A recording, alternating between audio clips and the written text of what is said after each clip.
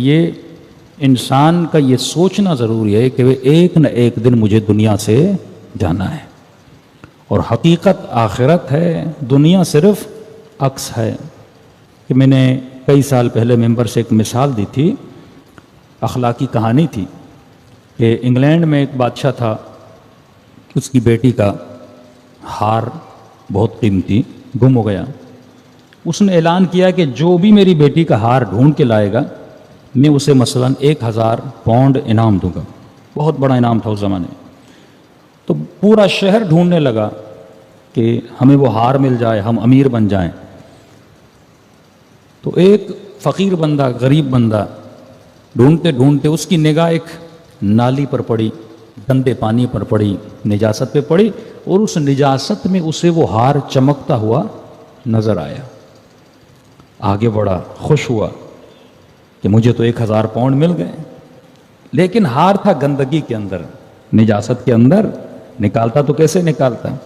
اس نے ایک لکڑی لی اور لکڑی سے اس ہار کو نکالنے کی کوشش کی، لیکن جتنی لکڑی اس گندگی میں مارتا رہا لیکن ہار نکل نہیں رہا تھا، نظر آ رہا تھا، نکل نہیں رہا تھا۔ اس نے کہا شاید لکڑی سے نہیں نکل رہا، خود اترا، پاؤں گندے کیے، کپڑے گندے کیے، پاؤں سے نکالنے کی کوشش کی، نہیں نکلا، ہاتھ سے نکالنے کی کوشش کی، نہیں نکلا۔ یہ مبہوت و پریشان، یہ ہو کیا رہا ہے؟ نظر آ رہا ہے لیکن نکل نہیں رہا۔ کپڑے گندے کر دیے، وجود گندا کر دیا۔ اتنے میں ایک فقیر اور درویش وہاں سے گزرا۔ اس نے کہا کسی سے مدد لے لوں۔ فقیر کو اپنے قریب بلایا تو فقیر صاحب بہت بڑا انعام ہے، 1000 پاؤنڈ۔ میں آپ کو وہ چیز دکھا دیتا ہوں، آدھے آپ کے آدھے میرے۔ اس درویش نے کہا کہ سارے تیرے ہوئے، بتا تو صحیح مسئلہ کیا ہے؟ اس نے کہا یہ دیکھو، اس گندی نالی کے اندر ہار پڑا ہوا ہے، میں نے نکلی سے نکالنے کی کوشش کی، ہاتھ سے نکالنے کی کوشش کی، پورا وجود میرا گندا ہو گیا، نظر آ رہا ہے لیکن نکل نہیں رہا۔ اس نے کہا بندے خدا، ہار وہاں پر نہیں ہے۔ کہاں پر ہے؟ کہا اوپر دیکھ۔ اس نے اوپر دیکھا تو ہار درخت پر لٹک رہا تھا، اس کا عکس تھا جو اس گندے پانی میں پڑ رہا تھا۔ اب امیر المومنین کا جملہ سمجھ میں آتا ہے کہ کائنات عکس ہے، حقیقت جنت ہے۔ ہاں؟ تو لذتوں کو یہاں تلاش کرتا ہے اور کرتے کرتے وجود کو نجس کر دیتا ہے، حالانکہ دنیا کی کوئی ایسی لذت نہیں ہے جس میں بقا ہو۔ کھانا کھائیں گے کتنے منٹ کی لذت ہے؟ چند منٹ کی لذت ہے۔ پانی پیئیں گے چند منٹ کی لذت ہے۔ نکاح کی لذت چند منٹ کی لذت ہے۔ کسی بھی لذت میں بقا نہیں ہے، اور ہر لذت کی پھر اللہ نے یہ عجیب انسان کا سسٹم بنایا ہے کہ ہر لذت کی پھر انتہا نجاست ہے۔ بہترین کھانا ٹیبل پہ رکھا جائے، کھاؤ، اور انتہا ٹوائلٹ ہو جاتی ہے، نجاست ہو جاتی ہے۔ اس کا مطلب خدا کیا دکھانا چاہتا ہے؟ اے انسان، یہ جو لذت تم نے لی ہے، میں نے تھوڑی لذت تجھے عطا کی ہے صرف یہ بتانے کے لیے کہ دنیا کی لذتوں میں بقا نہیں ہے۔ بقا آخرت کا نام ہے، بقا قبر و قیامت کا نام ہے، بقا جنت کا نام ہے۔ تو کہیں ایسا نہ ہو تو اپنی دنیا کے لیے اپنی آخرت کو تباہ و برباد کر دے۔ تو یہ شوق اپنے بچوں کے ذہن میں آپ کو ڈالنا ہے کہ بیٹا دنیا ابدی نہیں ہے، ابدیت آخرت کا نام ہے۔ یہاں تو ایک مسافر خانے میں آیا ہے، 60 سال، 20 سال، 25 سال زندگی گزارے گا، اور جو بیج یہاں پہ بوئے گا وہاں پہ تجھے وہ چیز لینا پڑے گی۔ صلوات پڑھے محمد و آل محمد پر۔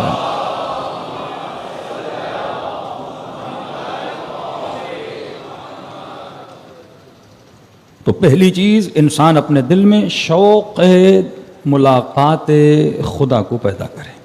جب تک یہ شوق، یہ ذوق میرے اندر نہیں ہے، اور کیسے پیدا ہوگا؟ اس کے اسباب ہیں۔ معصومین فرماتے کم از کم ہفتے میں 1 مرتبہ قبرستان جایا کر، اپنے لیے کفن لیا کر، تشییع جنازے میں شرکت کیا کر، بہت ثواب ہے، تاکہ تجھے پتا چلے کہ ایک دن بالکل اسی طرح میرا جنازہ بھی اٹھے گا۔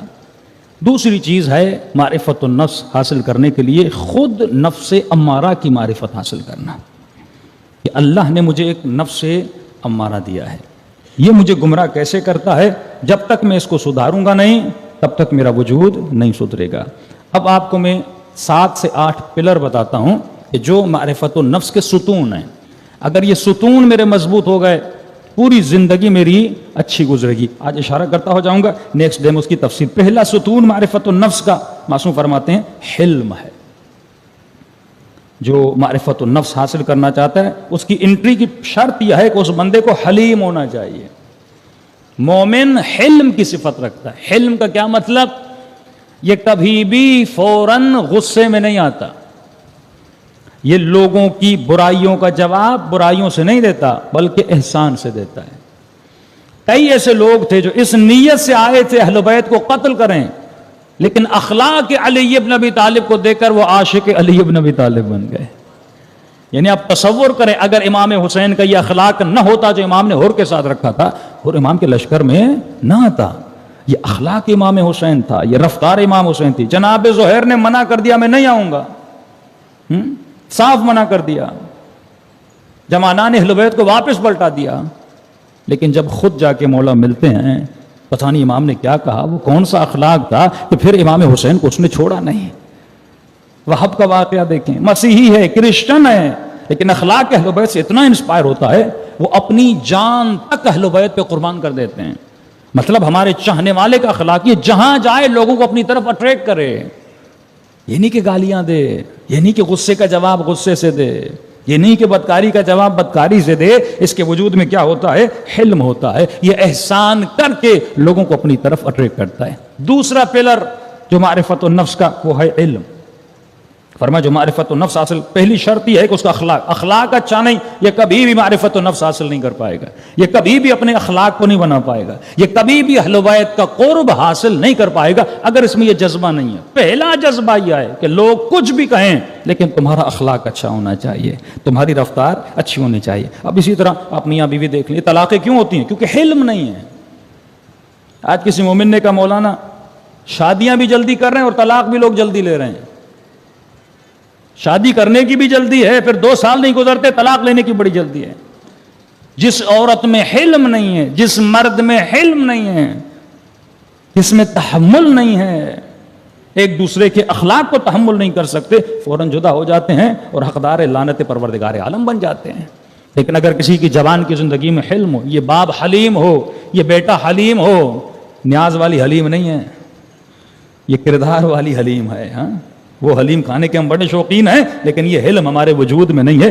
مجلسیں انسان کے وجود میں حلم پیدا کرتی ہے. کہ صبر امام حسین دیکھو, کہ وہ مولا حسین کے بابا جو اپنے اشارے سے خیبر کے دروازے کو اکھاڑ دیتے ہیں. یہ پاور ولایت امیر المؤمنین, چولی کے اشرے کا موضوع بھی ولایت تھا. یہ پاور ولایت امیر المؤمنین ہے کہ اپنے اشارے سے خیبر کے دروازے کو اکھاڑتے ہیں, اور انہی کے بیٹے امام حسین ایک بددعا نہیں دے رہے. ایک بددعا دیں تو پورا لشکر تباہ و برباد ہو جائے. لیکن یہ امام حسین کا حلم ہے, یہ صبر امام حسین ہے. وہ صبر جناب سیدہ تھا کہ کیونکہ اگر یہ اہل بیت ایک رول ماڈل ہے نا, تم یہ دیکھو کہ مولا کے چہرے پر لعاب دہن پھینکا جاتا ہے, لیکن وہی مولا امیر المؤمنین صبر کرتے ہیں اور کھڑے ہو جاتے ہیں. جناب مالک اشتر کو ایک چاہنے والا دھکا دیتا ہے, پتہ نہیں کہ یہ مالک ہے کون ہے. بعد میں پتہ چلتا ہے کہ مالک ہے, پھر معافیا مانگنے پیچھے بڑھا. لیکن مالک نے سجدے میں جا کر کہا خدایا جس جوان نے میرے ساتھ بدتمیزی کی ہے مالک نے اسے معاف کر دیا, تو مالک کے گناہوں کو معاف کر دے. ہاں یہ کردار, وَلْيَعْفُوا وَلْيَصْفَحُوا, معاف کرو اگر چاہتے ہو خدا تجھے معاف کرے, احسان کرو اگر چاہتے ہو خدا تیرے ساتھ احسان کرے. تو جب تک یہ صفات, یہ پلرز میرے وجود میں نہیں ہوں گے تب تک میرے وجود میں نفس کی معرفت نہیں بڑھ سکتی. صلوات پڑھیں محمد و آل محمد.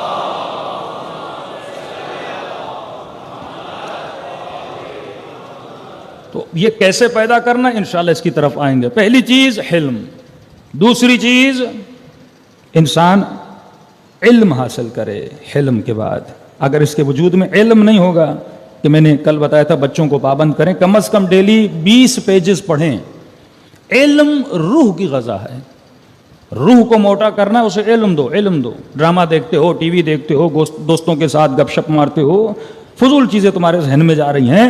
لیکن اگر علم اپنے وجود میں, بھائی دن میں آدھا گھنٹہ فکس کر لو, مجھے تفسیر قرآن پڑھنی ہے, معراج السعادہ پڑھنا ہے, تاریخ انبیاء پڑھنی ہے, تاکہ کچھ نہ کچھ میں سیکھتا رہوں. اور علم آپ کے وجود سے جدا نہیں ہوتا, ہر شے آپ کے وجود سے جدا ہو جاتی ہے. تیسری چیز معصوم فرماتے ہیں کہ ہمارے چاہنے والے کے اندر صفت رشد ہوتی ہے. اگر کسی کے اندر صفت رشد نہیں ہے، یہ معرفت النفس کا علم حاصل۔ رشد کا مطلب کیا؟ جناب مختار ثقفی کا لقب کا تھا قیس، ان کا فرقہ بنا فرقہ کیسانیہ۔ قیاست مطلب مومن ہوشیار ہوتا ہے، مومن تیز ہوتا ہے، یہ فتنوں کو جانتا ہے، یہ باطل خیالات کو جانتا ہے، یہ فوراً پکڑ لیتا ہے کہ شیطان مجھے بھی گمراہ کر رہا ہے، فلاں بندے نے جب میرے ساتھ دوستی کی ہے تو یہ میرے ساتھ اچھائی کرنا چاہتا ہے یا برائی کرنا چاہتا ہے۔ یہ اپنی اچھائی اور برائی کے راستوں کو فوراً منتخب کرتا ہے اور اتنا ہوشیار ہوتا ہے کہ خود کو گمراہی سے بچا دیتا ہے۔ اگر جناب حر کے وجود میں صفت رشد نہ ہوتی، کبھی بھی حر کو ہدایت نہ ملتی۔ اس نے رات کو بیٹھ کے کیلکولیشن کی کہ حر اگر تو یزید کے لشکر میں جائے گا کیا ملے گا، اگر تو حسین کے لشکر میں جائے گا تو کیا ملے گا۔ یزید کے لشکر میں تھوڑی بہت عہدہ مل جائے گا، لیکن اگر حسین کے لشکر میں جائے گا تو جنت مل جائے گی۔ قیامت کے دن جس نبی کا کلمہ پڑھتے ہو اس نبی کو منہ کیسے دکھاؤ گے؟ اور جس امام حسین کی والدہ کے لیے ایک جملہ نکال نہیں سکتے، قیامت کے دن اسی جناب زہرا کو کیا چہرہ دکھاؤ گے جب پوچھیں گے تم نے میرے بیٹے کو مارا تھا؟ تو جب اس نے کیلکولیشن کی تو حر قیس تھا، حر کے وجود میں رشد تھا، اور امام فرماتے ہیں علی کا چاہنے والا بے وقوف نہیں ہوتا، عقل مند ہوتا ہے۔ صلوات پڑھے محمد و آل محمد۔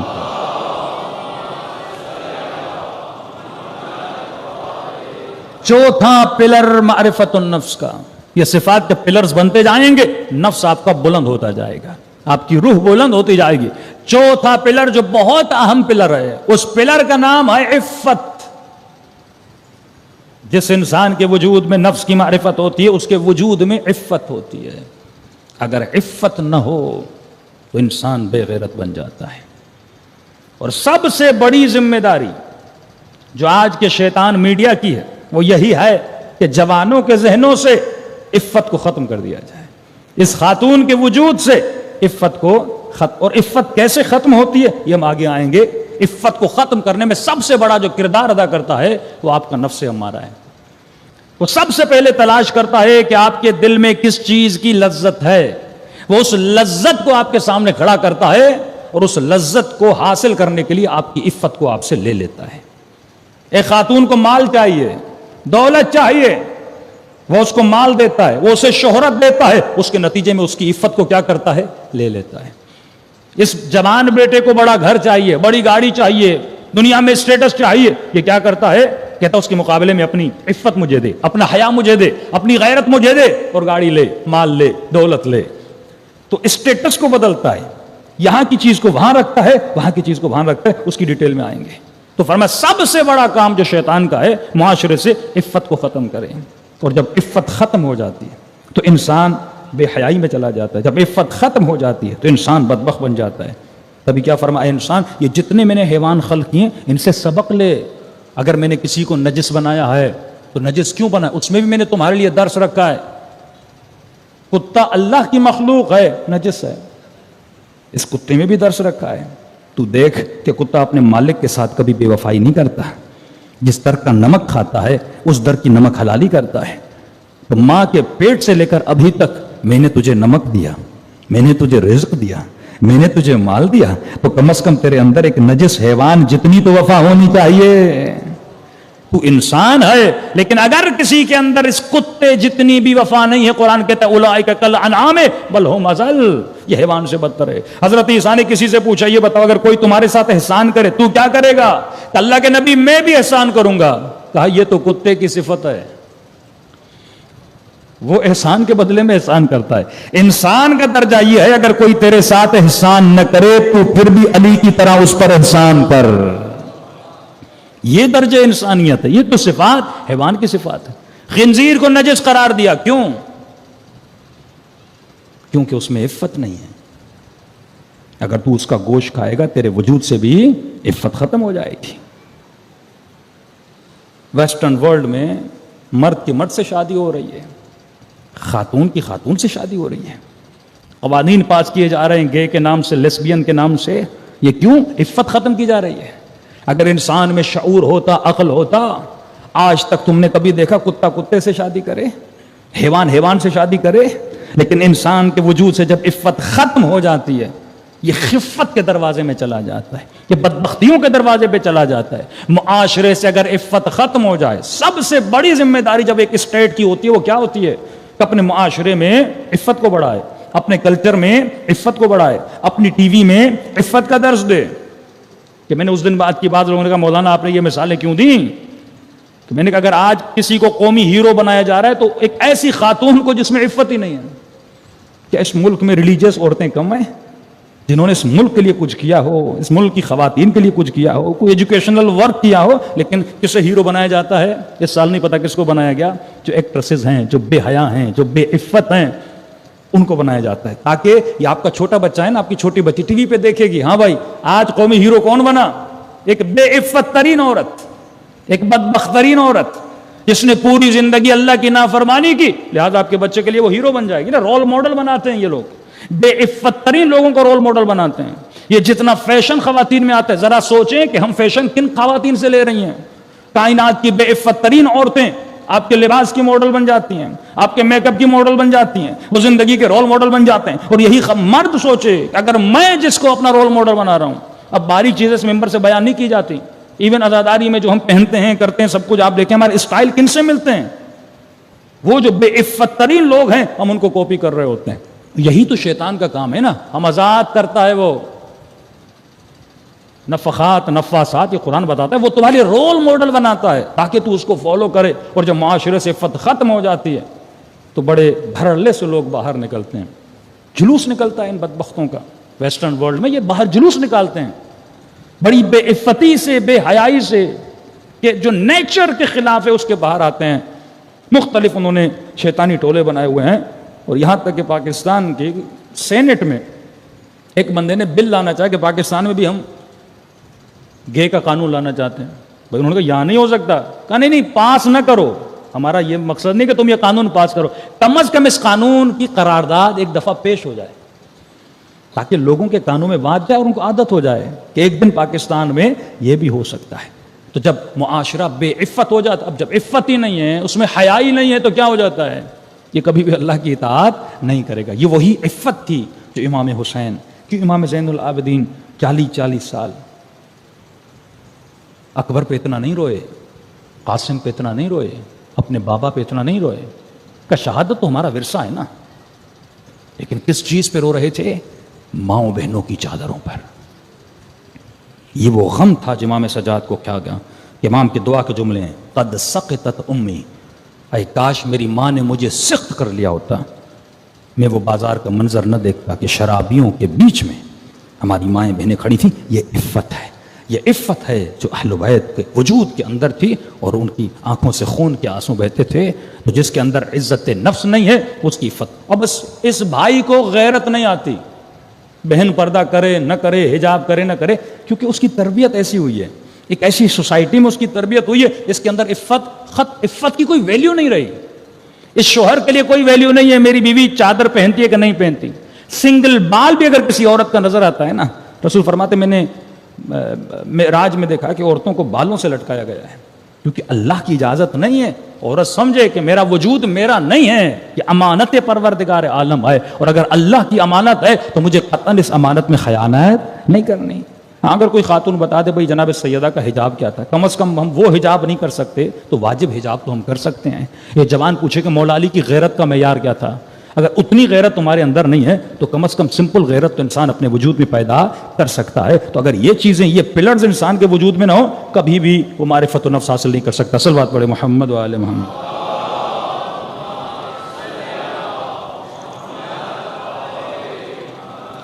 اب یہ ساری چیزیں اب انسان کے وجود میں آئیں گی جب انسان کے اندر یہ ایک صفت ہوگی، اس صفت کا نام ہے سیلف کنٹرول۔ اگر میرے وجود میں ضبط نہیں ہے، مثلا اگر مجھے کوئی گالی دے رہا ہے میں فوراً بھڑک اٹھتا ہوں، کیوں؟ کیونکہ میرے اندر سیلف کنٹرول نہیں ہے، میں اپنی ذات پہ کنٹرول کرنے کی توانائی اور طاقت نہیں رکھتا۔ 3 دن 4 دن ایک عادت کو چھوڑتا ہوں لیکن پھر وہ عادت میری طرف پلٹ کے آ جاتی ہے کیونکہ میرے اندر سیلف کنٹرول نہیں ہے۔ تو یہ جو روزہ ہے یہ اس لیے اللہ نے واجب کیا تاکہ آپ کے اندر کنٹرول بڑھے۔ میں ہمیشہ مثال دیتا ہوں، جس طرح آپ باڈی بلڈنگ کرتے ہیں تو جتنا ایک ہی دن میں کوئی باڈی بلڈر نہیں بنتا، ریپیٹڈلی آپ کو ویٹ اٹھانا پڑتا ہے تب جا کے آپ کے مسلز مضبوط ہوتے ہیں. بالکل اسی طرح آپ کے برین کے اندر بھی مسلز ہیں. یہ برین کے مسلز کب مضبوط ہوتے ہیں؟ جب آپ ایک کام کو ریپیٹڈلی کرتے ہیں, اتنا کرتے ہیں آپ کے برین کے مسلز مضبوط ہو جاتے ہیں. اب آپ کا ول پاور مضبوط ہوتا ہے. جب ول پاور مضبوط ہوتا ہے تو وزڈم پاور مضبوط ہو جاتا ہے اور آپ کے اندر کنٹرول پیدا ہو جاتا ہے. کہ جو انسان دن میں 3 بار کھائے, خدا کہتے ہیں اب نہیں کھاؤ. اب ظاہر سیلف کنٹرول ہوگا تو روزہ, وہی لوگ روزہ نہیں رکھ پاتے جن بیچارے کے اندر سیلف کنٹرول نہیں ہے, کنٹرول ہی نہیں ہے. پیٹ پہ اللہ سب سے پہلے بتاتا ہے کنٹرول کر. کیوں نماز کی اتنی پابندی ہے؟ اس وقت پہ نماز پڑھ, اس وقت پہ نماز پڑھ. کیوں؟ تاکہ تیرے اندر کنٹرول پیدا ہو, تو اپنے ٹائم کو کیا کر سکے, مینیج کر سکے. اور جتنا کنٹرول بڑھتا جائے گا, اب شکم پہ کنٹرول ہو گیا, پھر فرمایا اعتکاف میں چلا جا, 3 دن اپنی زبان پر کنٹرول کر, لوگوں سے نہ مل, اپنی سوشل ایکٹیویٹی کو کٹ کر دے. جیسے جیسے کنٹرول بڑھتا جائے گا ویسے ویسے تمہارا ول پاور مضبوط ہوگا. اور جب ول پاور مضبوط ہوگا, اب تمہارا زبان پر بھی کنٹرول ہوگا, تمہارا کانوں پر بھی کنٹرول ہوگا, تمہارا ہاتھوں پر بھی کنٹرول ہوگا. اگر کوئی گناہ کی طرف لے جائے گا, تم کہو گے نہیں حرام ہے, میں اس گناہ کی طرف نہیں آؤں گا. تو جس کے وجود میں سیلف کنٹرول ہے, وہی انسان اپنے نفس کی معرفت کو حاصل کر سکتا ہے. صلوات پڑھے محمد و آل محمد.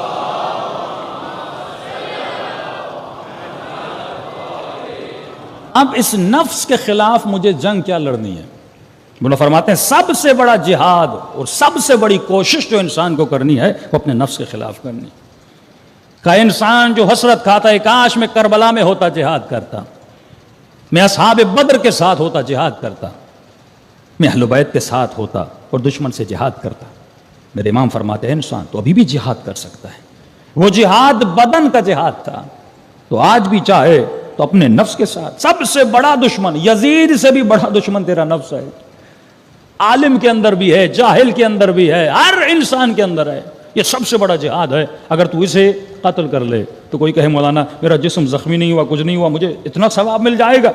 فرمایا کون کہتا ہے؟ سب سے بڑی تلوار جو لڑنی ہے اس نفس کے خلاف لڑنی ہے. اگر تم نے اسے قتل کر دیا تو دنیا میں کامیاب ترین انسان بن جائے گا. اور مولا فرماتے ہیں یہ جو نفس ہے یہ سانپ کی طرح ہے.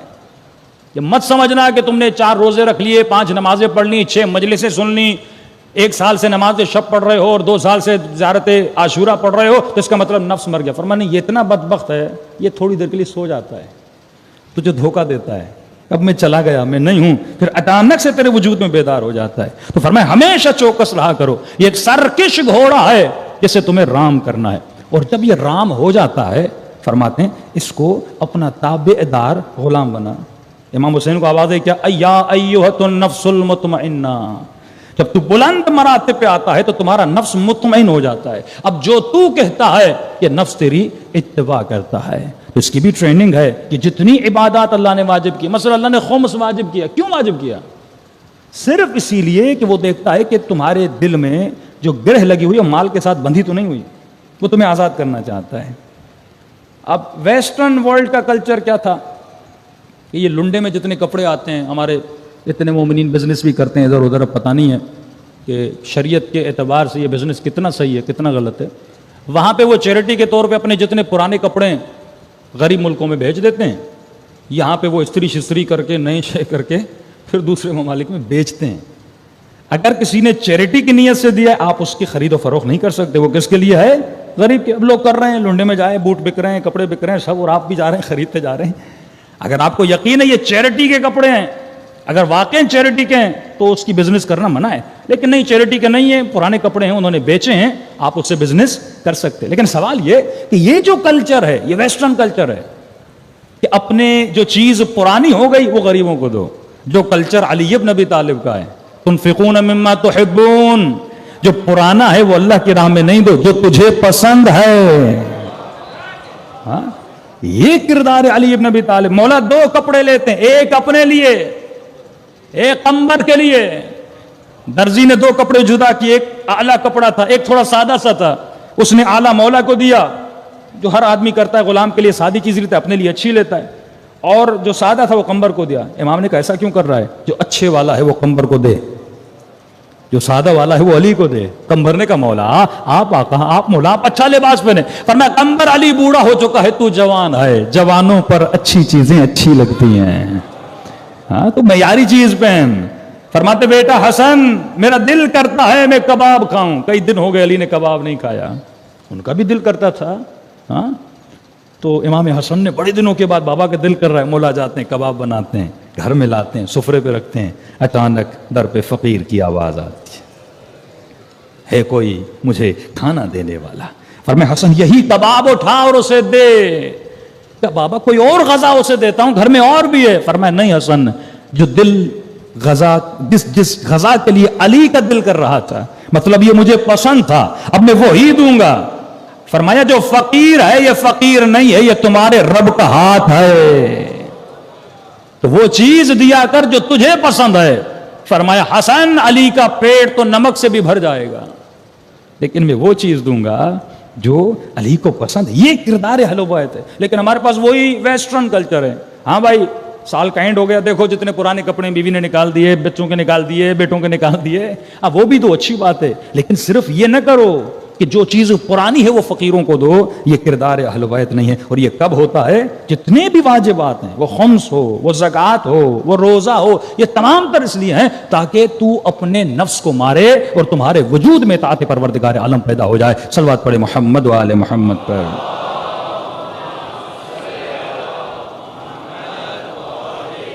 تو ایک تو تمہارے نفس کو یہ جہاد پسند نہیں ہے، وہ نہیں چاہتا کہ تم یہ کام کرو۔ دوسرا تمہارے نفس کو یہ پسند نہیں، تم اس پہ کنٹرول کرو۔ تیسرا اس نفس بدبخت میں ایک عادت ہے، یہ راحت طلب ہے۔ کیا ہے؟ راحت طلب، سکون طلب، آسائش طلب، لگژری لائف اسٹائل کا شوقین ہے۔ اس کو راحتیں اچھی لگتی ہیں۔ کل میں نے کہا تھا نا کہ خدا نے جہاں پہ اپنا کعبہ بنایا وہ دنیا کی سخت ترین جگہ، ہاں زمین ذی زرع، جہاں پہ سبزہ وبزہ کچھ بھی نہیں۔ اب انہوں نے خوبصورت بنایا ہے لیکن آج بھی اتنا، اب کئی قومی کہتے ہیں مولانا اللہ کعبہ سوئٹزرلینڈ میں بنا دیتا، کسی اچھی جگہ پہ بنا دیتا، کشمیر میں بنا دیتا، تاکہ ہماری زیارت کی زیارت اور سیاحت کی سیاحت ہو جاتی۔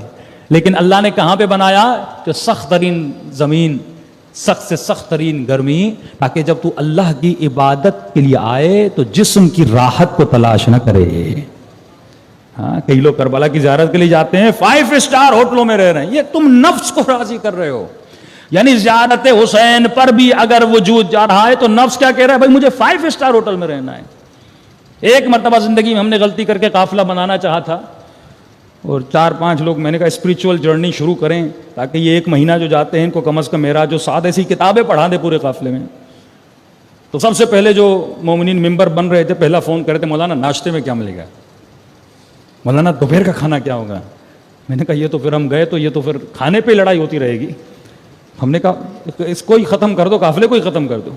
تو جو زیارت پہ جا رہے وہ راحت طلبی کی تلاش میں ہے، اس کی سوچ یہی ہے کہ بسترا کون سا ملے گا، جگہ کیسے ملے گی، وہاں پر بھی سکون کی تلاش میں ہے۔ حالانکہ کربلا میں اصل جو سکون ہے وہ زیارت حسین بن علی ہے۔ ہمارے کچھ ایسے دوست بھی تھے جو نئی کربلا اوپن ہوئی تھی، وہ اپنے ساتھ صرف ایک سلیپنگ بیگ ہوتا تھا ان کا، وہ ساتھ لے گئے۔ صبح کو جا کے امام کی زیارت کی، بین الحرمین میں بیگ بچھا لیا، رات کو سو گئے، پھر اٹھے، وہیں پر واش روم وغیرہ تھے، وہیں پہ نہانے کی جگہ تھی، نہا لیا، 4 جھوڑے گئے، امام حسین کی سکون سے زیارت کر کے آ گئے۔ اور یہ گیا ہزاروں ڈالر، ہزاروں روپے ضائع کر کے آیا، اور پورا دن ہوٹل میں سویا رہا، بڑی اسپیڈ والا وائی فائی بھی اس کو مل گیا۔ زیارت 1 گھنٹے کی اور 6 گھنٹے بندہ موبائل پہ بیٹھ رہا ہے، اور زیارت بھی کرنے جا رہے تھے، پوری توجہ حسین پر نہیں ہے، خود پر ہے۔ ہاں بھائی ایک سیلفی میری تو نکال دے، 4 فوٹو تیرے تو نکال دے، گھر بھیجنے ہیں، اماں کو بھیجنے، اور وہاں پر بھی لائیو بیٹھ کے اپنے ماں باپ سے باتیں کر۔ بھائی یا تو حسین سے بات کرنے آیا ہے یا رشتہ داروں سے باتیں کرنے آیا ہے؟ ہاں تو کس کی زیارت؟ اپنی لگ ایسے رہا، یہ حسین کی زیارت کرنے نہیں گیا، لوگوں کو اپنی زیارت موبائل پہ کرانے گیا ہے کہ میں کھڑا ہوں پیچھے امام حسین کا حرم ہے۔ اپنا وقت ضائع نہ کرو، 6 دن بھی وہاں پر ہو، 6 گھنٹے سو، اور سب سے زیادہ وقت امام حسین کے حرم میں گزارو۔ اور عبادت صرف ہی نہیں جا کر نماز پڑھو، کوئی اچھی کتاب لے کے امام کے حرم میں بیٹھ جاؤ، اچھی چیزیں مل جائیں گی، دعا کرو مولا مجھے اس پر عمل کرنے کی کوشش کرو۔ راتوں کو جا کے مسجد سہلا میں نمازیں پڑھو، مسجد کو ایک دن بس جاتی ہے مسجد کوفہ میں، اور نمازیں تو ایسے پڑھاتے ہیں 100 کی سپیڈ ہوتی ہے۔ کیا فائدہ اس نماز کا؟ یہ مقام ابراہیم ہے، یہ مقام فلاں کا، یہ مقام فلاں، دوڑتے ہوئے مومنین نمازیں پڑھتے ہیں۔ اس نماز کا کیا فائدہ؟ یہ تو اٹھک بیٹھک کے نماز نہیں ہے، نماز سکون کا نام ہے۔ ایک دن جا کے 2 نمازیں پڑھ کے آؤ، دوسرے دن جا کے 4 نمازیں پڑھ کے آؤ۔ اتنا پیسہ جو تم ہوٹلوں میں خرچ کرتے ہو اس سے زیادہ ہے کہ تم 5 دن ایکسٹرا وہاں پہ رہ لو، تاکہ تمہاری زیارت اطمینان سے ہو جائے۔ کم از کم اس زیارت میں ایک مرتبہ خواب امام حسین کو بھی دیکھ لو۔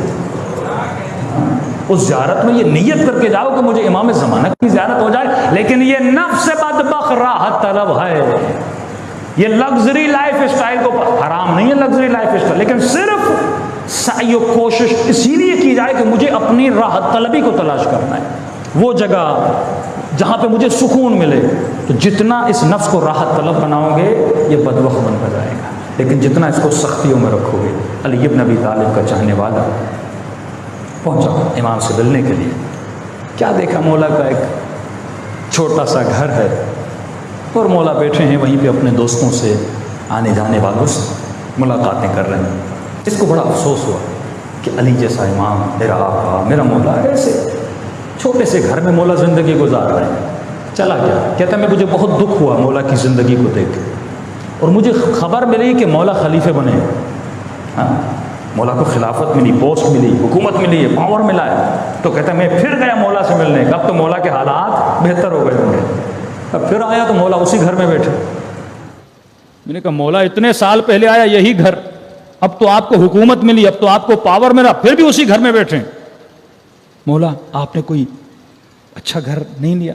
امام فرماتے کیوں نہیں؟ علی نے بہت اچھا گھر بنایا ہے۔ اب اس نے سوچا کہ یہاں پہ لوگوں کو آنا جانا ہے، مولا نے کہیں باہر اپنا ویئر ہاؤس وغیرہ کوئی اچھا سا فارم مولا نے بنایا ہوگا وہاں پہ۔ تو امام نے کہا تجھے لے کر چلوں۔ امام اس کو لے کر گئے، کہتے چلتے گئے ایک مرتبہ علی قبرستان کے اندر داخل ہوئے۔ جیسے قبرستان میں داخل فرمایا السلام علیکم یا اہل الدیار، آئے قبروں میں رہنے والے، علی کا تم پر سلام ہو۔ بس تم تھوڑی جلدی سے چلے گئے ہو اور علی بھی بہت جلد تم سے ملنے آ رہے ہیں۔ فرمایا میں نے اپنا وہاں پہ بہت اچھا گھر بنایا ہوا ہے، اور جب تجھے علی سے ملاقات کرنی ہو، علی کا اچھا گھر دیکھنا ہو، تو مرنے کے بعد جنت میں علی سے ملنے آ جانا۔ حقیقی محل اہل بیت کے وہاں ہیں، حقیقی گھر جس کی تمنا کرتے ہو کہ اے خدا مجھے جنت میں علی ابن ابی طالب کا ہمسایہ بنانا۔ یہاں بڑے بڑے بنگلے والے، لیکن وہاں پہ اصل میں یار تو وہ ہے نا کہ تمہارا وہاں پر، یہاں کے گھر تو چھوڑ کے جاؤ گے آج اپنا، پھر بیٹے کا، پھر پوتے کا، پھر پتہ نہیں کس کا، لیکن وہاں کا جو گھر ہے وہ ہمیشہ تیرا ہی تیرا رہے گا۔ کوشش کرو کہ یہاں کے گھروں کی تختیوں کو مت سجاؤ، جنت کے گھروں کی تختیوں کو سجاؤ۔ صلوات پڑھے محمد و آل محمد۔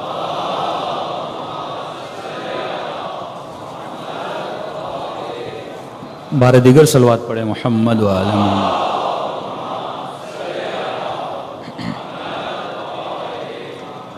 دوسرا فرمائیے راحت طلب بھی ہے، چوتھا یہ نفس بدبخت لذت پرست ہے، اس کا جو دھوکہ ہے وہ لذت ہے۔ اب ہر انسان کا معیار الگ ہے۔ اکثر لوگ کہتے ہیں کہ مولانا، علماء فرماتے ہیں کہ خدا کا شکر کرو کہ تم کوفے کے ماحول میں نہیں تھے، شکر خدا کرو کہ اتنوں سالوں کے بعد یہاں پیدا ہوئے ہو اور آج تم 14 کے 14 معصومین کے ماننے والے ہو۔ کیونکہ بڑا مشکل ہوتا ہے انسان جب ایک برے ماحول میں بڑا ہوتا ہے، وہاں پہ جو انسان کو دعوتیں ملتی ہیں۔ اب ہر انسان کی لذت الگ ہے، ہر انسان کا نشہ الگ ہے۔ کہ میں نے کسی جگہ پہ کہا تھا لوگوں کا نشہ، کسی کا نشہ چرس ہے، کسی کا نشہ شراب ہے، کسی کا نشہ نگاہ حرام ہے، کسی کا نشہ فلمیں دیکھنا، کسی کا نشہ کرکٹ کھیلنا، ہر بندے کا نشہ الگ ہے۔ مولویوں کا نشہ کیا ہے؟ کوئی نشے سے بچا ہوا نہیں۔ یہ حدیث معصوم ہے کہ کسی کا نشہ حکومت، کسی کا نشہ پیسہ، کسی کا نشہ دولت، کسی کا نشہ اچھی آواز۔ فرمایا مولویوں کا نشہ ہے واہ واہ، یہ مولویوں کا نشہ ہے، یہ ذاکروں کا نشہ ہے کہ جب ان کو کوئی واہ واہ کرتا ہے تو انہیں کیا ہوتی ہے؟ خوشی ہوتی ہے، کیونکہ ذات کی واہ واہ ہوتی ہے۔ اسی لیے فرمایا کہ جب بھی واہ واہ کرو، یہ واہ واہ کرنا گناہ بھی ہے، یہ واہ واہ کرنا ثواب بھی ہے۔ کہ مولا گناہ کب ہے، ثواب کب ہے؟ کہ جب واہ واہ کرنے والا واہ واہ کرے ذاکر کو، کسی شخص کو، تو گناہ ہے، لیکن اگر واہ واہ کرنے والا واہ واہ کرے اس ذکر کو جو ذاکر کر رہا ہے، تو پوری رات بھی کرے تو کیا ہو جاتا ہے؟ عبادت ہو جاتا ہے۔ ہر انسان کا اپنا نشہ ہے، ہر انسان کسی نہ کسی نشے میں مبتلا ہے۔ ضروری نہیں کہ اگر مجھے ڈرامہ اچھا لگتا ہے تو آپ کو بھی لگے، ضروری نہیں کہ آپ کو مثلا سگریٹ کا نشہ ہے تو دوسرے کو بھی ہو، ضرور نہیں کسی کو گھٹکے کا نشہ ہے تو دوسرے بندے کو بھی ہو، کسی کو مال کا نشہ، کسی کو حسن کا نشہ، کسی کو اچھی آواز کا نشہ. تو فرمایا یہ جو نفس ہے یہ تجھے لذتوں میں مبتلا کرتا ہے. اب یہ تجھے چیک اینڈ بیلنس کرنا ہے کہ میرے اندر کون سا نشہ ہے کہ جس کو میں ختم کروں اور اس کے ختم ہونے کے بعد میں اپنے نفس پر کیا کر سکوں، کنٹرول کر سکوں. تو فرمایا ایک یہ نفس بڑا راحت طلب ہوتا ہے، لگژری لائف اسٹائل کو پسند کرتا ہے. دوسرا یہ تمہارے اندر لذتوں کو ایجاد کرتا ہے. اب لذت کا نشہ کیسے ختم ہو؟ آپ سفرے پر بیٹھیں. مولا علی فرماتا ہے انسان کھانا کھاؤ، کھانا کھانا منع نہیں ہے، لیکن کھاتے کھاتے ابھی تمہارے پیٹ میں 2 لقموں کی جگہ ہو تو کھانے کو چھوڑ دو. بعض مومنین تو ایسے ہیں کہ لقمہ جاتا نہیں، پیچھے سے دھکا بھی دینا پڑتا ہے. میں نے بعض عراق ہم گئے ہمارے، کیونکہ میں عراقیوں کے ساتھ بہت پلا بڑا ہوں، تو ان کی بڑی عادت ہے لقمے بڑے بڑے لیتے. تو طالب علم تھا، ساتھ پڑھتا تھا. میں نے کہا بندے خدا کہ ہمارے یہاں ایسے کھایا جاتا ہے. میں نے کہا مولا فرماتے نہیں، چھوٹے چھوٹے لقمے، کم از کم آپ کے دانت کتنے ہیں؟ دیکھیے اس میں جسم کا بھی فائدہ ہے، یعنی اگر اتباع اہل بیت ہو تو دنیا بھی آباد، انسان کی آخرت بھی آباد. اگر 33 دانت ہیں تو اگر کم از کم ایک لقمے کو 30 ٹائم چبانا چاہیے. اس کے چبانے سے کیا ہوتا ہے کہ آپ کا جتنا معدے کا ڈائجسٹنگ سسٹم ہے وہ ہمیشہ آپ بڑی آسانی سے وہ ہضم ہو جاتا ہے. کبھی آپ کو پیٹ کی بیماری نہیں ہوگی، کبھی آپ کو السر نہیں ہوگا. لیکن انسان کھانے کے حریص بنے، لذت لے، جلدی جلدی کھائے، حالانکہ لذت زبان پر ہے، لقمہ نیچے گیا لذت ختم. تو مولا کیا فرماتے؟ زیادہ چباؤ زیادہ لذت لو. اور سائنٹیفکلی بھی ہے کہ جو انسان زیادہ چباتا ہے اس کا پیٹ بھی جلدی بھر جاتا ہے. غالباً آیت اللہ دستغیب کے پاس ایک موٹا سا آدمی گئے، قبلہ مجھے کوئی نسخہ دیجیے پتلا ہو جاؤں. اب ہر نسخہ مولوی سے بھی نہیں لیا جاتا. انہوں نے نسخہ دیا، کہ نسخہ یہ ہے کہ اپنے کھانے کے ہر لقمے پر 1 سورہ انا انزلنا پڑھو. اب اس کو کہتے زیادہ چباؤ، تو وہ چبانے والا تو تھا نہیں، موٹا آدمی کتنا چبائے گا، سست ہوتا ہے وہ. تو اسے کہا کہ بھائی 33 مرتبہ اپنا 1 لقمے پہ 1 سورہ انا انزلنا پڑھو. اس نے کہا یہ تو بڑا مشکل ہے. کہا پھر دیکھو نا، موٹا بننا آسان ہے، پتلا ہونا مشکل ہے. نفس بہت جلدی موٹا ہو جاتا ہے، بہت جلدی، لیکن اسے پتلا کرنا بڑا مشکل ہوتا ہے. اس کی زندہ مثال ہے، آپ 30 دن روزے رکھیے، 1 ہفتہ مشکل ہوتا ہے، 10 دن کے بعد عادت پڑ جاتی ہے، نفس کو عادت ہو جاتی ہے روزے رکھنے کی، بھوک کی. اور جیسے روزہ ختم ہوا عید پارٹی شروع ہو جاتی ہیں. ہاں 1 دن 2 دن 3 دن اتنا کھاتے ہو، میں چیلنج کرتا ہوں 4تھے دن روزہ رکھ کے دکھاؤ. 30 دن جو تم نے محنت کی وہ 3 دن میں تم خود ہی برباد کر دیتے ہو. تو اسی لیے فرمایا کم از کم 1 ہفتے میں 1 روزہ، نہیں تو 15 دن میں 1 روزہ، نہیں تو 1 مہینے میں 1 روزہ رکھو، تاکہ یہ نفس کس کے کنٹرول میں رہے؟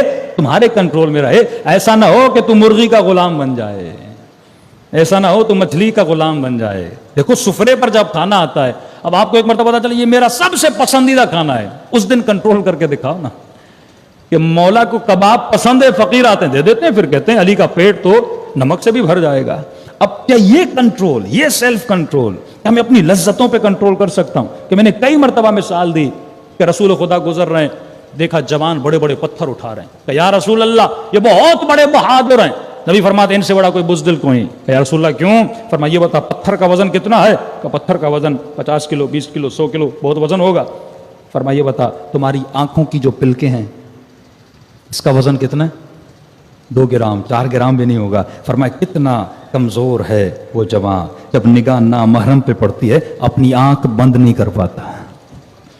کتنا وزن ہے، آنکھوں کو آنکھوں پہ نہیں ڈل پاتا، صرف اس لیے کیونکہ یہ لذتوں کا غلام ہے، علی کا غلام نہیں ہے. صلوات پڑھے محمد و آل محمد.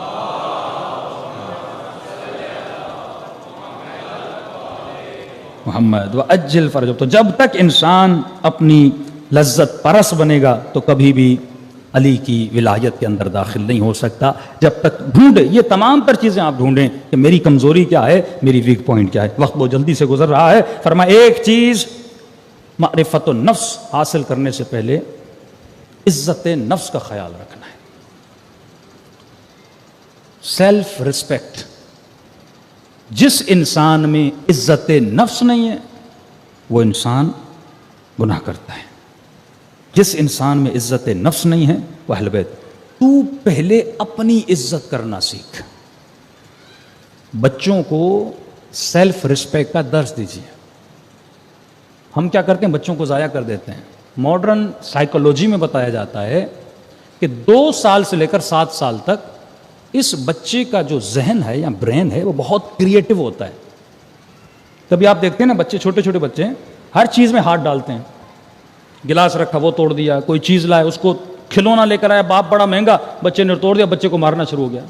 इतनी महंगी चीज़, अब बच्चा है भाई, उसको क्या बता, क्योंकि खुदा ने उसका जहन क्रिएटिव बनाया। वो हमेशा तलाश में रहता है, तजस्सुस में रहता है, तहकीक में रहता है, रिसर्च में रहता है कि ये क्या है। लेकिन अगर फरमाते हैं अक्सर लोग, 99% लोग अपने बच्चों को डांट कर, मार कर, उनका जो क्रिएटिविटी है वो क्या कर देते हैं, तबाह बर्बाद कर देते हैं। मैं साउथ अफ्रीका के, मैंने चंद यहूदियों का लाइफ स्टाइल पूछा कि ये ज़ाहिर यहूदी बड़े ज़हीन हैं, दुनिया में सबसे ज़्यादा PhD होल्डर आप देखें सारे यहूदी हैं, दुनिया के बड़े से बड़े बिजनेस ऐसे ही तो नहीं संभाले हुए ना, उन्होंने मेहनत की है। तो वो इतनी अपनी शरीयत की पाबंदी करते हैं कि पूरी एक मजलिस उस पर हो सकती है। मसलन उनकी ख़वातीन 6 महीने के बाद कोई खाना नहीं खाती, क्या करती हैं, ज़्यादातर दूध और खजूर। उनकी शरीयत में कि हज़रत मरियम ने भी खजूर खाई थी, और ये साइंटिफिकली भी साबित है कि जो ख़वातीन खजूर खाती हैं बच्चा ताकतवर भी होता है। और क्या करती हैं, 6 महीने के बाद कोई ज़्यादा काम नहीं करती। उनके सामने एक बोर्ड रखा जाता है, उस बोर्ड पर मैथमेटिक के मसले, केमिस्ट्री के मसले, जितने भी इल्मी मसाइल हैं उनको क्या करती हैं, सॉल्व करती हैं। डेली बेसिस पे यही करती हैं। कोई और एक्टिविटी, टीवी देखना, गाने देखना, इधर जाना, इधर घूमना नहीं। ये 4 महीने, जब से बच्चा 4 महीने के बाद बच्चा बन जाता है, उसमें रूह आ जाती है, तो उसके बाद ये जितनी भी अक्लानी काम है, मैथमेटिकली काम है, अगर वो पढ़ी हुई है तो बुक्स पढ़ती हैं, ऐसे काम करती हैं। अब जब ये बच्चा दुनिया में आता है तो क्या बनता है, होशियार बच्चा बन जाता है। वो तबाही जो 4 साल का हाफिज कुरान, उसकी माँ ने यही कहा ना, कहते जब से ये बच्चा मेरी शिकम में आया, मैं डेली बेसिस पे कोशिश करती थी, 4 जुज़ 5 जुज़ कुरान की पढ़ती थी, और सबसे पहले बच्चे की समात एक्टिव हो जाती है। मैं घर में यहाँ कुरान खोल के रखती थी। अब जब माँ ने इतना पढ़ा, उस शिकम में बच्चे ने सुना, जब ये बच्चा पैदा हुआ तो उसके वालिद कहते हैं जब इसने बोलना शुरू किया, कि हम कहते थे अल्हम्दुलिल्लाह रब्बिल आलमीन, बच्चा आगे कहता था अर्रहमानिर रहीम मालिक यौमिद्दीन। हाँ, आप अपने हाथों से अपने बच्चों को बना सकते हैं, लेकिन क्योंकि इल्म मारिफत नफ्स नहीं है, तरबियत का इल्म नहीं है। एक के पास 5 बच्चे हैं, एक नशाई बन गया, एक पता नहीं क्या जुआरी बन गया, एक क्या बन गया, बच्चे तबाह बर्बाद हो गए। जो सबसे बरतरीन नेमत परवरदिगार आलम थी, हमने उसको तबाह कर दिया। इस बच्चे की सेल्फ रिस्पेक्ट को साइकोलॉजी में कहते हैं सेल्फ स्टीम, उसकी स्टीम को तबाह करके हमने बच्चे को तबाह कर दिया। उसका जितना क्रिएटिव माइंड था हमने उसे खराब कर दिया। बच्चा अगर नुकसान करे उसे समझाओ कि मेरे लाल ये बुराई है, ये अच्छाई है, ये इस तरह बनता है, ये इस तरह बिगड़ता है, तो आहिस्ता आहिस्ता। अब जब ये 7 साल का बनेगा, जिस तरह आपको कोई गाली देता है आपको बुरा लगता है, लेकिन आप अपना दिफा करते हो, आपके साथ कोई ज्यादती करे आप डिफेंस की पोजीशन में आ जाते हो। यही कैफियत एक छोटे बच्चे की होती है। जब आप उसको मारते हो, जब आप उसको पीटते हो, जब आप डंडियों से उसको मारते हो, तो इस बच्चे को भी गुस्सा आता है, लेकिन बच्चा है, गुस्सा निकाल नहीं पाता, आपको कुछ कह नहीं पाता, तो ये गुस्सा अपने अंदर डालता रहता है। लिहाजा बच्चे की जो सेल्फ रिस्पेक्ट है वो क्या हो जाती है, तबाह हो जाती है। तभी मौला फरमाते हैं अक्रिमू औलादकुम, ऐ अली के चाहने वालों अपने बच्चों को इज्जत दो और अपने बच्चों को अदब सिखाओ।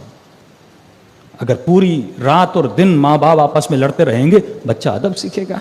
एक दूसरे को गालियां देते रहेंगे, ये बच्चा अदब सीखेगा। पूरी जिंदगी ये देखे कि बाबा अम्मी से लड़ते रहे, अम्मी बाबा से लड़ते रहे, ये कभी भी बाअदब नहीं बनेगा। ना ही उस बेटी से ये तवक्को रखे इसकी शादी हो जाएगी, इसका घर बनेगा। तमाम तर जड़ ये है कि हम अपनी जिंदगियों में हमने वो अखलाक पैदा नहीं किया जो अखलाक अहले बैत अलैहिस्सलातु वस्सलाम था। उस जंग की हालत में, उस जंग की हालत में कि आज जनाब अली असगर की रात है ना, फरमाते हैं जनाब रुबाब ने बहुत सारी मकातिल की किताब देखी, कहते हैं इस बीबी ने असगर पे रोया नहीं।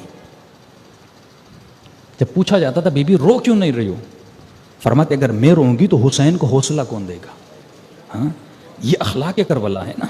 सैयदा ज़ैनब का अखलाक देखें, ये हौसला कहाँ से आता है। बचपन से अहले बैत ने अपने बच्चों की तरबियत ऐसी की थी, अखलाक के साथ तरबियत की थी, अच्छी रफ्तार। उनको अब जब तक तू बच्चे को अपनी इज्जत कराना नहीं सिखाएगा, अब इज्जत कैसे डेवलप हो। देखिए ना, यहाँ पे क्या होता है कि फिर वही कह रहा हूँ कि यहाँ ये अच्छाई को बुराई के नाम पे रखा जाता है, बुराई को अच्छाई के नाम पे। इस बच्चे को सिखाओ कि मेरे लाल مثلا بچہ کہے کہ بابا فلاں بچہ گالیاں دے رہا ہے، میں کیوں گالی کیوں نہیں دوں؟ تم کو بیٹا جب کوئی گالی دیتا ہے نا اس کی عزت ختم ہو جاتی ہے، اگر تو بھی گالی دے گا تیری عزت بھی ختم ہو جائے گی۔ بیٹی کو سکھاؤ، بیٹی جو حجاب نہیں کرتی، جو عفت میں نہیں ہوتی، وہ اپنی عزت ختم کر دیتی ہے، ہاں اس کی کوئی ارزش نہیں ہوتی، اس کی کوئی قیمت نہیں ہوتی۔ لیکن اگر تم حجاب کرو گی تو امام حسین کے سامنے تمہاری عزت ہوگی، حضرت عباس کے سامنے تمہاری عزت ہوگی، جناب سیدہ فاطمہ کے سامنے تمہاری عزت ہوگی۔ تو بچے کو اس طرح سمجھاؤ اور اسے بتاؤ کہ عزت کیا ہے، ذلت کیا ہے۔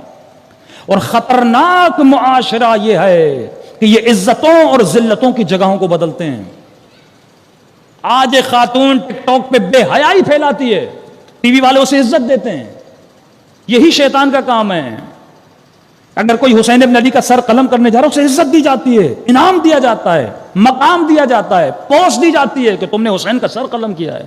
یہی شیطان کا کام ہے کہ عزت اور ذلت کی جگہ کو بدل دو۔ جس چیز میں عزت ہے اسے ذلت کر کے دکھاؤ، جس چیز میں ذلت ہے اسے عزت کر کے دکھاؤ۔ ایک ڈانس کرنے والی، ایک گویا، ایک بدبخت، ایک اوریانی پھیلانے والی خاتون کو معاشرہ کیا دیتا ہے؟ عزت، اس کو رسپیکٹ دیتا ہے۔ وہ خاتون جو اوریانی پھیلاتی ہے اسے انعامات دیے جاتے ہیں، عزت دی جاتی ہے۔ اب ظاہر ہے یہ بچہ دیکھ رہا ہے نا، آپ کو وہ ماحول دینا ہے، اس کو صحیح تعلیم آپ نے دینی ہے کہ بیٹا یہ عزت نہیں ہے، یہ ذلت ہے، یہ دنیا کا دھوکہ ہے، یہ عزت نہیں ہے۔ اصل عزت یہ ہے کہ تم پروردگار عالم کے سامنے عزیز رہو۔ اصل عزت یہ ہے کہ جب تمہیں تمہاری قبر سے اٹھایا جائے تو ملائک تیرے استقبال کے لیے آئیں۔ ابن سعد عزت کے لیے گیا تھا نا، اور اس نے عزت کس کو سمجھا؟ حکومت کو۔ اس زمانے میں آلات اور اسباب الگ تھے، اس نے کہا مال ملے گا، دولت ملے گی، غلاموں کا زمانہ تھا، کنیزیں خریدوں گا، اتنی شادیاں کروں گا، بڑا گھر لوں گا، بڑا باغ بناؤں گا۔ تو وہ ان چیزوں کو عزت سمجھ رہا تھا۔ تو فرمائے یہ آپ کی ڈیوٹی ہے کہ بچوں کی سیلف رسپیکٹ، پھر اسے بتائیں کہ رسپیکٹ کس چیز میں، رسپیکٹ گالی میں نہیں ہے، عزت گالی میں نہیں ہے، عزت اچھے کردار میں ہے، عزت اللہ کی اطاعت میں۔ صلوات پڑھے محمد و آل محمد۔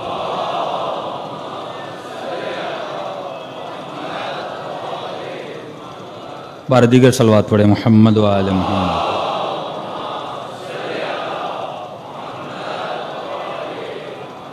وَأَجِّلْ فَرَجَهُمْ، اور فرمایا کہ جتنی مرتبہ آپ اس بچے کو ڈانٹتے ہیں، مارتے ہیں، تو ایک طرح سے اس کا جو مائنڈ ہے وہ آف ہو جاتا ہے، کام کرنا چھوڑ دیتا ہے، بچہ ہینگ ہو جاتا ہے۔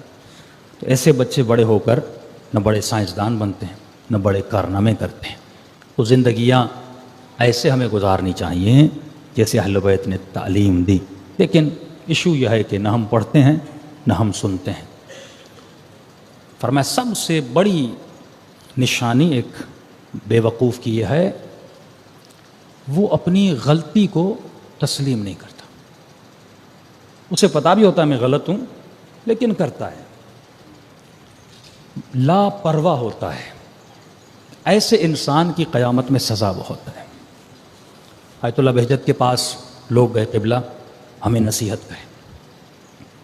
انہوں نے کہا سب سے بڑی میری نصیحت یہ ہے، کتنا پیارا جملہ گولڈن ورڈز کے ساتھ اپنے گھروں میں لگائیے۔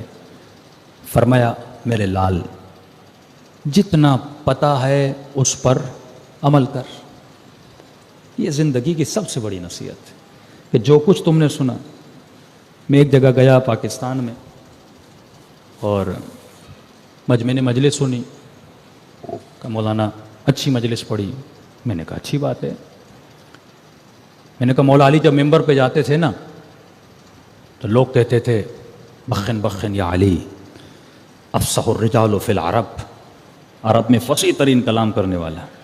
لیکن مولا فرماتے تھے کہ جنگ پہ چلنا ہے تو کہتے تھے یا علی سردی ہے۔ تعریفیں بہت کرتے تھے، مولا کیا کہنا آپ کا؟ کہ بھائی جنگ پہ چلنا ہے کہ یا علی سردی ہے۔ اچھا، سردیاں چلی جاتی تھی، جنگ پہ چلنا ہے، یا علی گرمی ہے۔ اچھا، پھر کہتے تھے جنگ پہ چلو، نہ سردی نہ گرمی، یا علی بچہ بیمار ہے، بیوی بیمار ہے۔ لیکن جب مولا خطبہ دیتے تھے تو ٹھیک ٹھاک واہ واہ کرتے تھے۔ تو میں نے مجمع کو کہا کہ سارے امام حسین کے ماننے والے ہو، میں نے کہا کتنے لوگ خمس دیتے ہیں، اپنا ہاتھ اٹھائیں۔ تو بڑی مشکل سے اس مجمع میں 6-7 لوگوں نے ہاتھ اٹھایا۔ اس کا مطلب ہم سنتے سب ہیں۔ اچھا اس سے پوچھو واجب ہے؟ کہتے ہاں واجب ہے۔ دیتے کیوں نہیں؟ اس کا کوئی جواب نہیں۔ نماز واجب ہے؟ ہاں مولانا واجب ہے، بھائی پڑھتے کیوں نہیں؟ اس کا کوئی جواب نہیں۔ شریعت کے جتنے واجب احکامات ہیں، وہ خمس ہو، وہ زکوٰۃ ہو، وہ داڑھی ہو، مختلف چیزیں ہیں، سب جانتے ہیں واجب ہے، لیکن بھائی تم کرتے کیوں نہیں؟ اس کا مطلب یہ ہے کہ میرے اندر مقام تسلیم نہیں ہے، میں اپنے نفس کو، اپنی خواہش کو ترجیح دے رہا ہوں، کس کی خواہش پر؟ اہل بیت علیہ الصلوۃ والسلام۔ یہی جہاد ہے، یہی تسلیم تمہارے اندر آ جائے تو تمہیں خدا وہ مقامات عطا کرے جس کا تم نے تصور نہیں کیا، کہ امام حسین جیسا امام، اللہ کی آواز آتی ہے حسین، بس تیرا رب تجھ سے راضی ہو گیا، اب اپنے رب کی طرف پلٹ کے آ جا۔ ایک شکایت کی امام حسین نے اپنے خدا سے، اے خدا میں امام ہوں، میں معصوم ہوں، میرا بچہ کیوں مارا جا رہا ہے، میرا اکبر کیوں مارا جا رہا ہے؟ لیکن نہیں، سیدہ زینب نے ایک شکایت کا جملہ ملتا ہے، فرماتی ہیں ما رأیت الا جمیلا، ہم نے حسن کے علاوہ، تو سب سے بڑی بیماری ہے عمل نہ کرنے کی بیماری۔ اور جو علماء کے مخالف ہیں وہ میسیجز بھیجتے ہیں، مولانا بڑی بڑی باتیں کر رہے ہیں، اور یہ روایت ہم نے پڑھی ہے کہ امام آئیں گے تو 70,000 پتہ نہیں کتنے مولویوں کی گردنیں کاٹیں گے۔ میں نے کہا یہ ہے عربی عبارت، اور عبارت بھی صحیح ہے، وہاں لفظ مولوی نہیں ہے،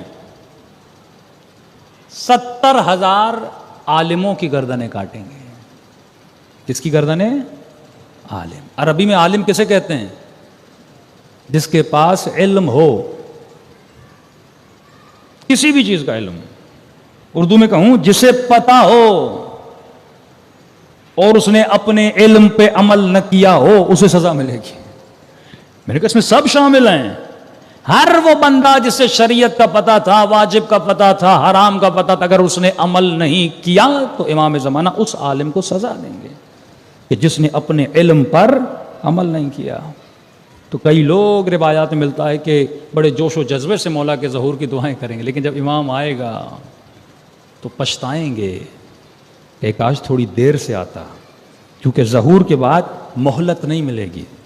ابھی جی رہے ہو، مہلت ہے، خود کو سدھار لو، لیکن جب مولا کا ظہور ہو جائے گا ذرہ برابر مہلت نہیں ملے گی۔ امام فرمائیں گے اور کتنی مہلت دوں، کتنے محرم تم نے سنے، کتنی شہادتیں تم نے سنی، کتنی مرتبہ سنا کہ علی اصغر کو شہید کیا گیا، میری ننھی سی سکینہ کو تماچے لگے، اتنے سال میں غیبت میں رہا، علم تجھ تک پہنچا تھا لیکن تم نے اپنے علم پہ عمل نہیں کیا تھا۔ بہت سخت زمانہ ہوگا امام زمانہ کا زمانہ۔ جنگ جمل کیوں بپا ہوئی؟ لوگوں سے عدل علی ابن ابی طالب برداشت نہیں ہوا۔ طلحہ یا زبیر یا علی، ہم نے تجھے خلافت دلوائی ہے۔ امام نے کہا کیا چاہتے ہو؟ کیا تم نے سنا نہیں میں نے اعلان کیا تھا کہ علی کی عدالت تم سے برداشت نہیں ہوگی؟ ہم نے تو سوچا تھا یہ باتیں ہیں۔ امام فرماتے ہیں نہیں، جب وہ دیا بجھاتے ہیں تو سمجھ جاتے ہیں کہ علی کچھ دینے والے نہیں ہیں۔ علی سے دشمنی نہیں تھی، عدل علی ابن ابی طالب سے دشمنی تھی، کیونکہ امام کا جو فیصلہ ہے، اور بالاخص جو امام زمانہ کا فیصلہ ہوگا، وہ صرف ظاہر پر نہیں ہوگا، ظاہر پر بھی ہوگا، باطن پر بھی ہوگا۔ دعا کریں کہ پروردگار عالم ہمیں توفیق اطاعت دے، ہمیں یہ توفیق دے جو سنتے ہیں ان باتوں پہ عمل کریں۔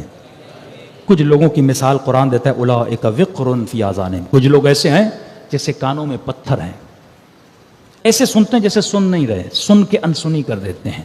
قرآن کہتا ہے یہ قیامت کے دن بھی بہرے ہو کر اٹھیں گے، آنکھوں سے دیکھا تھا عمل نہیں کیا تھا، یہ اندھے ہو کر اٹھیں گے۔ تو اگر قیامت کے دن بینائی چاہتے ہو، شنوائی چاہتے ہو، تو زندگی ایسی گزارو جیسی اہل بیت نے کہی ہے۔ صلوات پڑھے محمد و آل محمد۔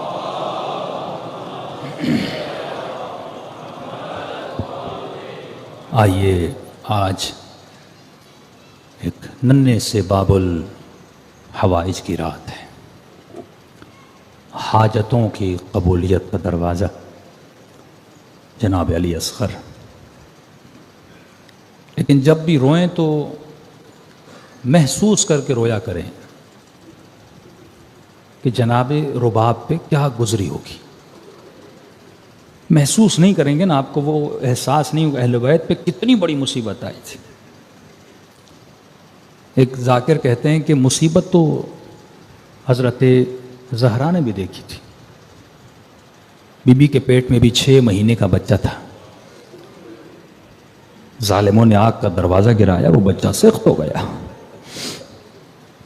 فرمایا ماں تو ماں ہوتی ہے نا، ماں تو اس بچے سے بھی پیار کرتی ہے جس بچے کو دیکھا نہیں ہے، سخت ہو گیا. لیکن فرمایا وہ بچہ جب گر جاتا ہے نا تو ماں کے جو زخم کے گھاؤ ہے نا جلدی بھر جاتے ہیں کیونکہ بچے کو دیکھا نہیں ہے. لیکن فرمایا جس ماں کا بچہ پیدا ہو 6 مہینے بچے کے نخرے اٹھائے، اپنی گودی میں لے، اس ماں کے لیے بڑا مشکل ہوتا ہے کہ اپنے بچوں کے زخم دیکھے. امام سجاد فرماتے ہیں کہ ظالموں نے صرف کربلا میں ظلم نہیں کیا. فرمایا جب ہمارا قافلہ دربار ابن زیاد میں پہنچا تو ننھے سے بچے سے لے کر بڑوں کے ہاتھوں میں رسیاں بندھی تھی. تصور کرو کہ علی کی بیٹی کوفے کے دربار کے اندر کھڑی ہے. امام فرماتے ہیں یہ ملعون اس وقت کھانا کھا رہا تھا. تصور کرو اگر کوئی بھوکھا بچہ اور بچی تجھے دیکھ رہا اور تو سفرے پہ کھانا کھا رہا ہو، اس ننھے سے بچے پہ کیا گزرتی ہے. کہ ملعون کھانا کھا رہا تھا، سامنے کٹی ہوئی گردنیں پڑی ہوئی تھی اور پوچھتا جا رہا تھا یہ کس کی گردن ہے، یہ کس کی گردن ہے، یہ کس کی گردن ہے.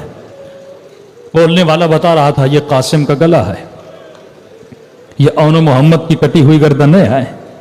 ایک مرتبہ اس نے کہا کہ یہ حسین کے جوان بیٹے علی اکبر کا سر ہے. کہ جیسے ابن زیاد نے اکبر کے چہرے کو دیکھا نا، اس نے کھانا کھانا چھوڑ دیا اور کہا مجھے سپاہیوں یہ بتاؤ کس نے کہا تھا حسین کو قتل کرو. سپاہیوں نے کہا امیر آپ نے کہا تھا حسین کو قتل کرنا ہے. پر میں اگر مجھے پتا ہوتا حسین کے پاس اکبر جیسا بیٹا ہے میں تجھے کبھی نہ کہتا حسین کو قتل کرو. کہا کیوں؟ کہ جس کا ایسا بیٹا دنیا سے چلا جائے وہ خود ہی مر جاتا،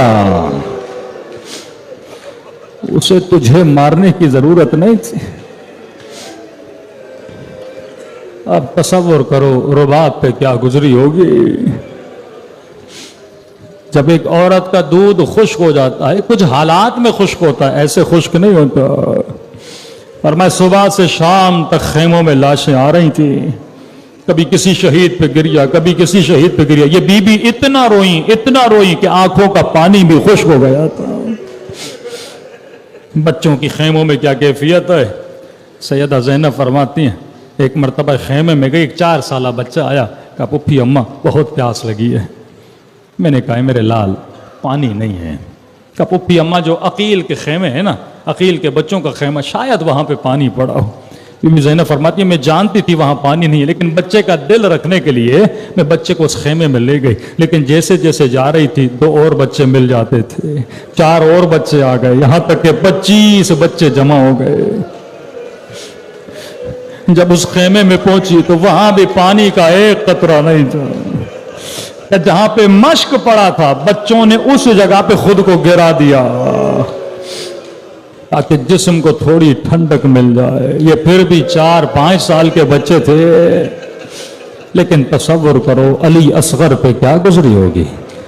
سیدہ زینب فرماتی ہے میں نے دیکھا رباب نے اپنی قمیص کو لیا اور اس قمیص سے اپنے بچے کو ہوا لگانے لگی کہ شاید میرے بچے کے بدن کی حرارت کم ہو جائے. یہ باب الہوا جائے، یہ باب الہوا جائے. ایک ظاہر کربلا گیا، کہتا ہے میں نے دیکھا کہ یہ اکبر، یہ قاسم، یہ گنج شہداء، لیکن میں نے بڑی کوشش کی مجھے پتا چلے کہ علی اصغر کی قبر کہاں ہے. بہت ڈھونڈا، بہت پوچھا، لیکن پتا نہیں چلا. خواب کے عالم میں دیکھا امام حسین ہے. امام نے فرمایا اے ظاہر آج کے بعد میرے اصغر کو تلاش نہ کرنا، میرے اصغر کی کوئی قبر نہیں ہے. کہا مولا پھر علی اصغر کہاں ہے؟ فرمایا سجاد نے اصغر کو میرے سینے پہ رکھ لیا.